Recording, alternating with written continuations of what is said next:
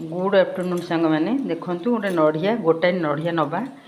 तादेह अल्प किसी अरुआ चाउल नवा अदा पिज रसुण ताकू सब दे गोटे पेस्ट करदे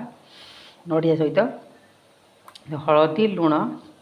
पकईदे जेता मुताबिक हलदी लुण पकईदे पकई सारापर एमती भाव में बरा तैयारी करदे बरा के सुंदर देखा बरा करदे बरा कर सारापर देखूँ आम ए खाली आलू को अदा पिज रसुण पेस्ट कर गोटे झोल बनईदे एमती झोल बन सारापर जो बराटी तैयारी बरा को तारे पकईदे देखो केते सुंदर बरा है देखु सांग मैंने आमर कितने सारी बरा होगा देखु नड़िया देखु सांग मैंने तरकारी आम खाइबा पूर्व किसी समय 5 मिनिट पूर्व नड़िया सब तरकारी पकईदे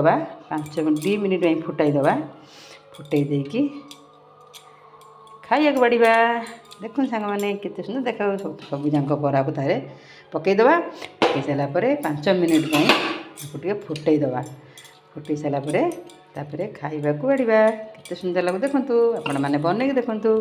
तापर खाइले मत कहे केते टेस्ट लगुच देखते सांग मैंने आमर केते सुंदर देखा नड़िया बरारे तरकारी देखु देखा जमी खाइबा को तार सेमती टेस्ट मैंने